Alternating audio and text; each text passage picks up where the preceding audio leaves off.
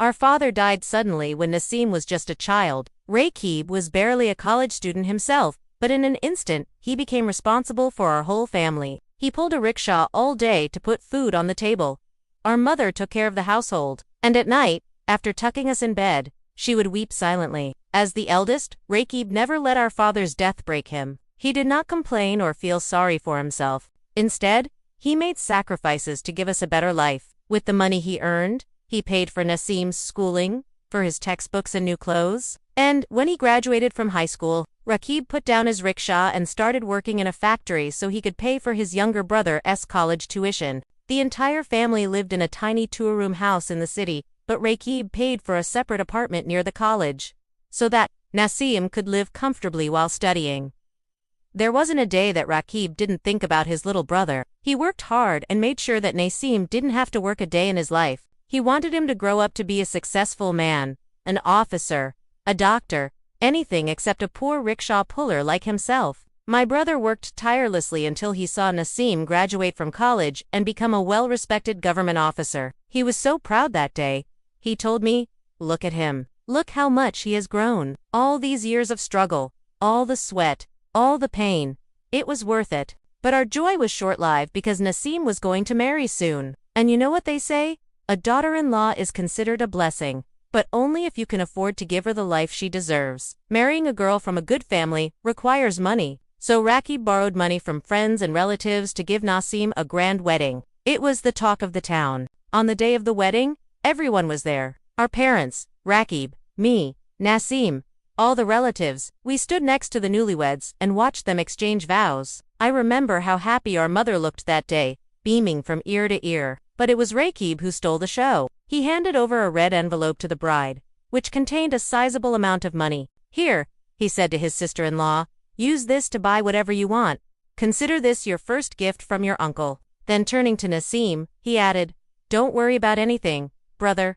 Whatever you need, I'm just a phone call away." Seeing how generous Rakib was, I was certain that Nasim and his wife would always remember what he had done for them. But I was wrong. Nasim's wife, Nadia, was a beautiful girl, educated, elegant, sophisticated. On the day of the wedding, she had looked stunning. And since then, she had treated Rakib and me like we were invisible. She often threw tantrums at Rakib, ordering him to get her things from the market or have the house cleaned. And when he wasn't around, she used me as a servant. Rakib tried to talk to Nasim about it, but he didn't seem to care. "She must be stressed. You don't understand, Rakib. She just needs some time to adjust." But Rakib refused to accept his brother's explanation.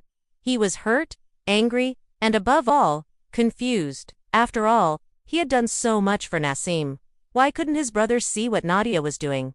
Why couldn't he see through her? It was only our mother who knew how much Rakib suffered. She saw how he bit his lip to stop himself from crying, how he stared blankly into space whenever he heard Nadia screaming at him. She saw the change in him, the sadness in his eyes, and it broke her heart. Rakib's wife, Shireen, loved Nasim like her own son. Whenever he came home from college, she would make his favorite food. She made sure his room was clean and tidy, and tucked him in when he was sick. Once, when Nasim had a terrible fever, Shireen didn't sleep for 3 days straight. She sat by his bedside, dabbing his forehead with a wet cloth and singing him folk songs until he fell asleep. Yet Nasim repaid her kindness by calling her a lowly rickshawala's daughter and slapping her across the face. Nadia was no different. She forced Shireen to cook meals for her and do the housework. And when Rakib was around, she pretended to be nice.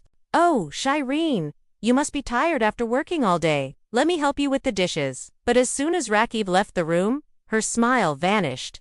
"What are you still doing here? Haven't you finished cleaning? Hurry up, you dirty animals." Rakib had had enough. One evening, after an intense argument with Nadia, he packed a bag and went out. Shireen followed him, knowing that he wouldn't come back unless he had calmed down. The moment Nadia realized they were gone, she sneered. "Good riddance? Finally, some peace." When Rakib and Shireen returned to our village, people were shocked to see them. "What happened? Why did you leave the city?" "We are done with them, Baba," Rakib replied bitterly. "They didn't want us, so we left." From that day on, Rakib and Shireen never spoke a word about Nasim or Nadia. But every night before bed, Rakib would look at me with sad eyes and say, "You know, Iman, sometimes giving up is the best revenge." The years passed. Nazim and Nadia lived happily in their fancy house in the city, throwing lavish parties. Meanwhile, Rakib grew sick. His health deteriorated, and when Nasim finally found out, it was too late. Rakib had passed away. He left behind a note, a letter addressed to Nasim. Reading it, I learned how much my brother loved his younger brother. In the letter, Rakib wrote about how he sacrificed his dreams for Nasim, how he gave up his life to raise him. He mentioned how on the day of his wedding, he had prayed for his happiness, asking God to take his life instead if it meant that Nasim would live a good life. And yet Nasim didn't bother to ask how he died, what kind of pain he was in, whether he had any last wishes. He didn't even realize how empty the house had become without him. Rakib continued writing, I know I have been harsh on you, brother, but my heart was broken. How could you treat me? The one who brought you into this world, the one who loved you more than his own life. How could you treat me like an animal? Rakib asked. Was it the money I gave you? Was it the life I built for you? Or was it the sister-in-law you married? Look at how she treats me. She considers me nothing more than a servant, and yet I am your elder brother. Think about it, brother. The last thing Rakib wrote was, take care of yourself, brother. That was his last wish, that his brother take care of himself. But Nasim didn't deserve his sacrifice. Not the rickshaw, not the house, not Rakib, nor his love.